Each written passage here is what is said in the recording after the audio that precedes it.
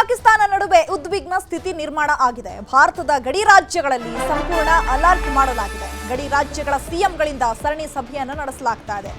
ನಿನ್ನೆಯ ಚಿತ್ರಣವನ್ನ ನೋಡ್ತಾ ಇದ್ರೆ ಕಂಪ್ಲೀಟ್ ಆಗಿ ಯುದ್ಧವೇ ನಡೆದು ಹೋಗುತ್ತೇನೋ ಅನ್ನುವಂತಹ ಚಿತ್ರಣ ಕಂಡು ಬಂತು. ಬಟ್ ಆದ್ರೆ ಈಗ ಭಾರತ ಪಾಕಿಸ್ತಾನ ನಡುವೆ ಉದ್ವಿಗ್ನ ಸ್ಥಿತಿ ನಿರ್ಮಾಣ ಆಗಿದೆ. ಇನ್ನೂ ಕೂಡ ನಮ್ಮ ಭಾರತ ಅಟ್ಯಾಕ್ ಮೇಲೆ ಅಟ್ಯಾಕ್ ಮಾಡ್ತಾ ಇದೆ ಬೆಳಗ್ಗೆಯಿಂದಲೂ ಕೂಡ. ಸೊ ಪಾಕಿಸ್ತಾನ ರಾಜ್ಯಗಳ ಸಿಎಂಗಳ ಜೊತೆ ಸಭೆ ತುಂಬಾ ಇಂಪಾರ್ಟೆಂಟ್. ಮತ್ತೆ ಅಲ್ಲಿರುವಂತ ಮುಖ್ಯಮಂತ್ರಿಗಳು ಕೂಡ ಅಷ್ಟೇ, ಅಲ್ಲಿರುವಂತ ಎಲ್ಲ ಪೊಲೀಸ್ ಅಧಿಕಾರಿಗಳ ಜೊತೆ ಅವರು ಸಭೆಗಳನ್ನ ಮಾಡ್ತಾ ಇದ್ದಾರೆ. ಮೇನ್ ಅಂದ್ರೆ ತಮ್ಮ ಅತ್ಯಮೂಲ್ಯ ಏನಿರ್ತವೆ ಈ ಸ್ಥಾವರಗಳಾಗಿರ್ಬೋದು, ಡ್ಯಾಮ್ಗಳಾಗಿರ್ಬೋದು, ಅದಕ್ಕೆ ರಕ್ಷಣೆಯ ಜೊತೆಗೆ ನಾಗರಿಕರನ್ನ ಕಾಪಾಡಬೇಕಾಗಿರುವಂಥದ್ದು. ನಮಗೆ ಈಗ ಗಡಿ ರಾಜ್ಯಗಳು ಅಂದ್ರೆ ಪಾಕಿಸ್ತಾನಕ್ಕೆ ಹೊಂದಿಕೊಂಡಿರುವಂಥದ್ದು ಜಮ್ಮು ಕಾಶ್ಮೀರ, ಪಂಜಾಬ್, ಗುಜರಾತ್, ರಾಜಸ್ಥಾನ, ಈ 4 ರಾಜ್ಯಗಳು ಬರ್ತವೆ. ಆ ರಾಜ್ಯಗಳ ಸಿಎಂಗಳ ಜೊತೆಗೆ ಒಂದ್ ಕಡೆ ಕೇಂದ್ರದಿಂದಲೂ ಕೂಡ ಮಾತುಕತೆ ಆಗಿದೆ. ಮತ್ತೆ ಆಯಾಯ ರಾಜ್ಯದ ಮುಖ್ಯಮಂತ್ರಿಗಳು ತಮ್ಮ ಒಂದು ಗೃಹ ಇಲಾಖೆಯಲ್ಲಿ ತಮ್ಮ ಪೊಲೀಸ್ ಅಧಿಕಾರಿಗಳ ಜೊತೆನೂ ಕೂಡ ಸಭೆಯನ್ನ ಮಾಡ್ತಾ ಇದ್ದಾರೆ. ಎಲ್ಲೂ ಕೂಡ ಸ್ವಲ್ಪನೂ ಹೆಚ್ಚು ಕಮ್ಮಿ ಆಗಬಾರ್ದು ಅನ್ನುವಂಥ ನಿಟ್ಟಿನಲ್ಲಿ. ಬಿಕಾಸ್ ಆ ರಾಜ್ಯಗಳು ಸೇನೆಯವ್ರ ಜೊತೆ ಮಾತನಾಡ್ಲಿಕ್ಕೆ ಆಗೋದಿಲ್ಲ, ತನ್ನ ಪೊಲೀಸರ ಜೊತೆ ಮಾತನಾಡ್ಬೋದು, ತನ್ನ ಅಂಡರ್ ಬರುವಂಥ ಪೊಲೀಸ್ ಇಲಾಖೆ ಜೊತೆ ಮಾತನಾಡ್ಬೋದು. ಬಿಕಾಸ್ ಅವರು ತನ್ನ ಜನರ ರಕ್ಷಣೆಯ ವಿಚಾರಕ್ಕೆ ಸಂಬಂಧಪಟ್ಟಂತೆ ಮಾತನಾಡ್ಬೋದು, ಅದ್ರ ಬಗ್ಗೆ ಸೂಚನೆಯನ್ನು ಕೊಡ್ಬೋದು. ಇನ್ನು ಸೇನೆ ವಿಚಾರಕ್ಕೆ ಸಂಬಂಧಪಟ್ಟಂತೆ ಅವರಿಗೆ ನಿರ್ಧಾರವನ್ನು ಕೈಗೊಳ್ಳಿಕ್ಕೂ ಆಗೋದಿಲ್ಲ, ಅದಕ್ಕೆ ಸೂಚನೆ ಕೊಡಲಿಕ್ಕೂ ಕೂಡ ಆಗೋದಿಲ್ಲ. ಬಿಕಾಸ್ ಅದು ಅವರ ಔಟ್ ಆಫ್ ಕಂಟ್ರೋಲ್ ಇರುವಂಥದ್ದು, ಕೇಂದ್ರ ಸರ್ಕಾರದ ಅಂಡರ್ ಇರುವಂಥ ಕಾರಣಕ್ಕೋಸ್ಕರ. ಪಾಕಿಗೆ ರಕ್ಷಣಾ ಸಚಿವ ರಾಜನಾಥ್ ಸಿಂಗ್ ವಾರ್ನಿಂಗ್ ಅನ್ನ ಕೊಟ್ಟಿದ್ದಾರೆ. ಆಪರೇಷನ್ ಸಿಂಧೂರ್ ನಿಂತಿಲ್ಲ, ಮುಂದುವರೆದಿದೆ ಅಂತ. ಆಕ್ಚುಲಿ ನರೇಂದ್ರ ಮೋದಿ ಅವರ ಕೋರ್ ಏನೊಂದು ಟೀಮ್ ಇರುತ್ತೆ, ಅದರಲ್ಲಿದ್ದಂಥವ್ರು ನಿನ್ನೆ ಮಾಜಿ ಸೇನಾ ಮುಖ್ಯಸ್ಥರೊಬ್ಬರು ಹೇಳ್ತಾ ಇದ್ರು, ನರ್ವಾನೆ ಅವರು, ಇಲ್ಲ ಆಪರೇಷನ್ ಸಿಂಧೂರ ನಿಂತಿಲ್ಲ, ಕಂಟಿನ್ಯೂ ಆಗುತ್ತೆ, ಪಿಕ್ಚರ್ ಅಭಿ ಬಾಕಿ ಹೇ ಅಂತ ಹೇಳ್ತಾ ಇದ್ರು. ಅದರಲ್ಲೇ ಸ್ಪಷ್ಟವಾಗಿ ಗೊತ್ತಾಗ್ತಾ ಇತ್ತು ಭಾರತ ಇಲ್ಲಿಗೆ ನಿಲ್ಸೋದಿಲ್ಲ ಅಂತ. ಬಿಕಾಸ್ ಈ ಒಂದು ಆಪರೇಷನ್ ಸಿಂಧೂರ ಎಷ್ಟು ಅಂದ್ರೆ 9 ಕಡೆ ದಾಳಿಯನ್ನ ಮಾಡಲಿಕ್ಕೆ ಇಷ್ಟು ದೊಡ್ಡ ಮಟ್ಟದಲ್ಲಿ ಬಿಲ್ಡಪ್ ಬೇಕಾಗಿತ್ತ ಅನ್ನುವಂಥ ಕೆಲವು ಪ್ರಶ್ನೆಗಳು ಕೂಡ ಬಂದಿದ್ವು. ಸೊ ಅದಕ್ಕೆ ಉತ್ತರ ರೀತಿಯಲ್ಲಿ ಈಗ ಯಾವ ರೀತಿಯಾಗಿ ಭಾರತ ಕೊಡ್ತಾ ಇದೆ ಅನ್ನುವಂಥದ್ದಕ್ಕೆ ಬೆಸ್ಟ್ ಎಕ್ಸಾಂಪಲ್ ರಕ್ಷಣಾ ಸಚಿವರಾಗಿರುವಂಥ ರಾಜನಾಥ್ ಸಿಂಗ್ ಅವರು ನಿನ್ನೆ ಮಾತನಾಡುವಂಥ ಸಂದರ್ಭದಲ್ಲಿ ಹೇಳ್ತಾ ಇದ್ರು, ಆಪರೇಷನ್ ಸಿಂಧೂರ್ ನಿಂತಿಲ್ಲ, ಮುಂದುವರೆದಿದೆ ಅಂತ. ನಮ್ಮ ಸಂಯಮದ ಲಾಭವನ್ನ ಪಡೀಲಿಕ್ಕೆ ಪ್ರಯತ್ನಿಸಿದ್ರೆ ದಿಟ್ಟ ಕ್ರಮ, ಉಗ್ರರ ನೆಲೆಗಳನ್ನ ಧ್ವಂಸ ಮಾಡಿದ್ದು ನಮಗೆಲ್ಲರಿಗೂ ಕೂಡ ಹೆಮ್ಮೆ ಇದೆ.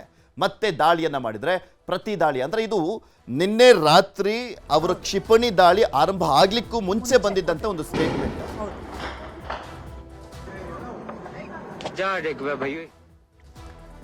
ಭಾರತ ಪಾಕ್ ಯುದ್ಧದಲ್ಲಿ ಅಮೆರಿಕ ಹಸ್ತಕ್ಷೇಪ ಮಾಡಲ್ಲ, ಇದು ಅಮೆರಿಕಾಗೆ ಸಂಬಂಧಿಸಿದ ವಿಷಯವಲ್ಲ. ಭಾರತ ಪಾಕ್ಗೆ ಶಸ್ತ್ರಾಸ್ತ್ರ ತ್ಯಜಿಸುವಂತೆ ನಾವು ಹೇಳಲ್ಲ ಅಂತ ಹೇಳಿಕೆಯನ್ನ ಕೊಟ್ಟಿದೆ. ಅಂದ್ರೆ ಈಗ ದೊಡ್ಡಣ್ಣ ಅಮೆರಿಕ ಕೂಡ ತನ್ನ ಒಂದು ವಿಷಾದವನ್ನ ವ್ಯಕ್ತಪಡಿಸ್ತಾ ಇರುವಂಥದ್ದು. ಯಾಕಂತಂದ್ರೆ ಅಣು ಯುದ್ಧ ಏನಾದರೂ ಆಗಿಬಿಟ್ರೆ ಅಂತ ಹೇಳಿ ಅದು ಕೂಡ ತನ್ನ ಭಯವನ್ನ ಹೊರಹಾಕ್ತಾ ಇರುವಂಥದ್ದು. ಆದ್ರೆ ಈಗ ಹೇಳ್ತಾ ಇರೋದು, ನಾವು ಭಾರತ ಪಾಕ್ ಯುದ್ಧದಲ್ಲಿ ಹಸ್ತಕ್ಷೇಪ ಮಾಡಲ್ಲ, ಇದು ಅಮೆರಿಕಾಗೆ ಸಂಬಂಧಪಟ್ಟಿದಂತಹ ವಿಷಯ ಅಲ್ಲ, ಭಾರತ ಪಾಕ್ಗೆ ಶಸ್ತ್ರಾಸ್ತ್ರ ತ್ಯಜಿಸುವಂತೆ ನಾವು ಹೇಳೋದಕ್ಕಾಗಲ್ಲ ಅಂತ ಹೇಳ್ತಾ ಇದೆ. ರಾಜತಾಂತ್ರಿಕ ವ್ಯವಹಾರಗಳ ಮೂಲಕ ಪರಿಹರಿಸಿಕೊಳ್ಳಲಿ ಅಮೆರಿಕ ಉಪಾಧ್ಯಕ್ಷ JD ವ್ಯಾನ್ಸ್ ಹೇಳಿಕೆಯನ್ನು ಕೊಟ್ಟಿದ್ದಾರೆ. ಪಾಕಿಸ್ತಾನ ಭಾರತ ಮಧ್ಯೆ ಪರಮಾಣು ಯುದ್ಧ ಆಗಬಾರದು, ಇದೊಂದೇ ಭಯ ಇರೋದು, ಎಲ್ಲಿ ಪರಮಾಣು ಯುದ್ಧ ಆಗ್ಬಿಡುತ್ತೆ ಅಂತ. ಭಾರತದ ಅಳಿಯ JD ವ್ಯಾನ್ಸ್ ಅವರು ಭಾರತಕ್ಕೆ ಬಂದಂತ ಸಂದರ್ಭದಲ್ಲೇ ಇಲ್ಲಿ ಪಹಲ್ಗಾಮ್ನಲ್ಲಿ ನರಮೇಧ ಆಗಿದ್ದು, ಅವರು ತಾಜ್ ಅಲ್ಲೇನೋ ಇದ್ರು, ಆ ಸಂದರ್ಭದಲ್ಲಿ ತಾಜ್ ಮಹಲ್ ನೋಡುವಂತ ಸಂದರ್ಭದಲ್ಲಿ ಇಲ್ಲಿ ಭಾರತದಲ್ಲೇ ಅಟ್ಯಾಕ್ ಆಗಿತ್ತು. ಅವತ್ತು ನಂತರ ಅವರು ಪ್ರೆಸ್ ಮೀಟನ್ನು ಮಾಡಿದಂಥ ಸಂದರ್ಭದಲ್ಲೂ ಕೂಡ ಅಮೇರಿಕ ಎಷ್ಟು ಮಟ್ಟಿಗೆ ಅವರನ್ನು ದೂರ ಇಟ್ಟಿದೆ ಅನ್ನುವಂಥದ್ದಕ್ಕೆ ಒಂದು ಬೆಸ್ಟ್ ಎಕ್ಸಾಂಪಲ್ ಆಗಿತ್ತು ಪಾಕಿಸ್ತಾನ. ಬಿಕಾಸ್ ಯಾವಾಗಲೂ ಕೂಡ ಅಫ್ಘಾನಿಸ್ತಾನದ ಮೇಲೆ ದಾಳಿಯನ್ನು ಮಾಡಲಿಕ್ಕೋಸ್ಕರ ಒಂದು ಬೇಸ್ ಕ್ಯಾಂಪ್ ರೀತಿಯಲ್ಲಿ ಅಲ್ಲಿನ ಜಾಗವನ್ನು ಯೂಸ್ ಮಾಡ್ಕೊಳ್ತಾ ಇದ್ದಂಥ ಕಾರಣಕ್ಕೋಸ್ಕರ ಒಂದು ದೊಡ್ಡ ಮಟ್ಟದಲ್ಲಿ ಹೆಲ್ಪ್ ಮಾಡ್ತಾ ಇತ್ತು ಅಮೆರಿಕ ಪಾಕಿಸ್ತಾನಕ್ಕೆ.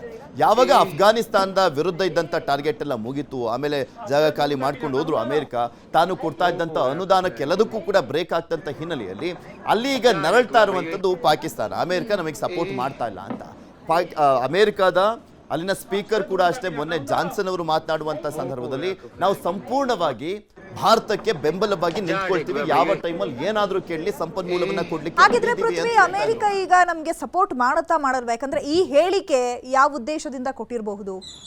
ಅಲ್ಲ, ಇದು ಟ್ರಂಪ್ ಅವರು ಆಕ್ಚುಲಿ ಟ್ರಂಪ್ ಅವರ ಪರವಾಗಿನೇ ಮೋದಿ ಅವರು ಯಾವಾಗಲೂ ಪ್ರಚಾರವನ್ನ ಮಾಡಿದ್ದನ್ನ ನೋಡಿದ್ವಿ.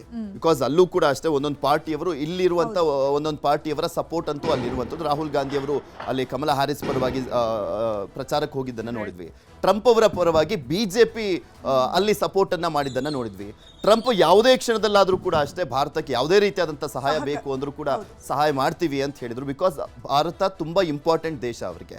ಒಂದು ಇನ್ವೆಸ್ಟ್ಮೆಂಟ್ ಆಗಿರ್ಬೋದು, ರಫ್ತು ಆಮದು ವಿಚಾರದಕ್ಕೆ ನಾವು ನೋಡೋದಾದ್ರೆ ಒಂದು ದೊಡ್ಡ ಮಟ್ಟದಲ್ಲಿ ಸಪೋರ್ಟ್ ಸಿಗುತ್ತೆ. ಆದರೆ ಪಾಕಿಸ್ತಾನದಿಂದ ಏನೂ ಸಿಗೋದಿಲ್ಲ. ಬರೀ ಇನ್ವೆಸ್ಟ್ಮೆಂಟ್ ಅಷ್ಟೇ ಬಿಟ್ರೆ, ಬರೀ ಪುಕ್ಸಟ್ಟೆ ಅವರಿಗೆ ಅನುದಾನವನ್ನು ಕೊಡಬೇಕು ಬಿಟ್ರೆ ಇನ್ನೇನು ಸಿಗೋದಿಲ್ಲ. ಸೊ ಹೀಗಾಗಿ ಭಾರತ ಬೇಕಾಗಿರುವಂಥ ದೇಶ ಅವರಿಗೆ ಪಾಕಿಸ್ತಾನ ಅನ್ನೋದಕ್ಕಿಂತ. ಆದರೆ ಇದುವರೆಗಿನ ಸಿಚುವೇಶನ್ ಅನ್ನ ಗಮನಿಸ್ಕೊಳ್ಳೋದಾದ್ರೆ ಅಮೇರಿಕ ಯಾವಾಗಲೂ ಕೂಡ ಅಷ್ಟೇ ಒಂಥರ ಡಬಲ್ ಸ್ಟ್ಯಾಂಡರ್ಡ್, ಯಾವಾಗಲೂ ಕೂಡ ಒಂಥರ ಕನ್ಫ್ಯೂಷನ್ ಸ್ಟೇಟಲ್ಲೂ ಇರುತ್ತೆ ಮತ್ತು ಒಂದ್ ಕಡೆ ತಂದಿಟ್ಟು ತಮಾಷೆ ನೋಡುವಂತ ಕೆಲಸವನ್ನ ಕೂಡ ಅಮೇರಿಕ ಮಾಡುತ್ತೆ. ಬಟ್ ಈ ಬಾರಿ ಏನು ಮಾಡುತ್ತೆ ಕಾದ್ ನೋಡಬೇಕು. ಈ ಹಿಂದೆ ಜೈಶಂಕರ್ ಅವರು ಕೂಡ ಅಷ್ಟೇ ಅಮೇರಿಕಕ್ಕೆ ಒಂದು ಸ್ಪಷ್ಟ ಸಂದೇಶವನ್ನ ಕೊಟ್ಟಿದ್ರು, ಸಮಾಧಾನ ಮಾಡ್ಲಿಕ್ಕೆ ಬರಬೇಡಿ, ಆ ಒಂದು ಅಂದ್ರೆ ಟೈಮ್ ಮೀರ್ ಹೋಗ್ಬಿಟ್ಟಿದೆ, ನಾವು ಉತ್ತರವನ್ನ ಕೊಡಬೇಕಾಗಿದೆ, ಉತ್ತರವನ್ನ ಕೊಟ್ಟೇ ಕೊಡ್ತೀವಿ ಅಂತಲೂ ಕೂಡ ದಿಟ್ಟವಾಗಿ ಅವರಿಗೆ ಆನ್ಸರ್ ಮಾಡಿದ್ರು. ಅಮೆರಿಕ ವಿದೇಶಾಂಗ ಕಾರ್ಯದರ್ಶಿಯಿಂದ ಸಂಧಾನ ಸೂತ್ರ. ಭಾರತ ವಿದೇಶಾಂಗ ಸಚಿವ ಮತ್ತು ಪಾಕ್ ಪ್ರಧಾನಿ ಜೊತೆ ಮಾತುಕತೆ.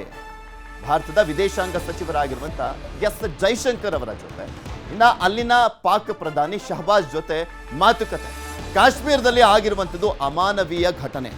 ವರ್ಷಗಳಿಂದ ಪಾಕಿಸ್ತಾನ ಪೋಷಿತ ಉಗ್ರ ಸಂಘಟನೆಗಳು ಈ ರೀತಿಯಾದಂಥ ಒಂದು ಅಟ್ಯಾಕ್ ಅನ್ನ ಮಾಡ್ತಾನೆ ಬರ್ತಾ ಇದ್ದಾವೆ, ಉಗ್ರವಾದವನ್ನ ಮಾಡ್ತಾನೆ ಬರ್ತಾ ಇರುವಂಥದ್ದು, ಹಿಂಸೆಗೆ ಕಡಿವಾಣ ಹಾಕುವಂಥದ್ದು ಅನಿವಾರ್ಯ ಅಂತ ರುಬಿಯೋ ಹೇಳಿದ್ದಾರೆ.